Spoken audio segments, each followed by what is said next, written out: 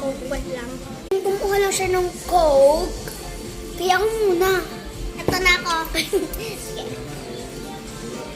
Hi! Ang sayo niya. Parang anak mo.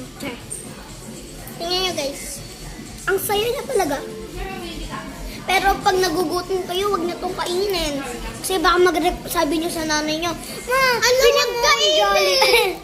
Eh, wag panuudin kasi sasabihin niyo, Ma, panibayin mo ganyan Jollibee kasi natatakam ako dito. Takam yarn? Ay, excuse me. Hindi natatagal.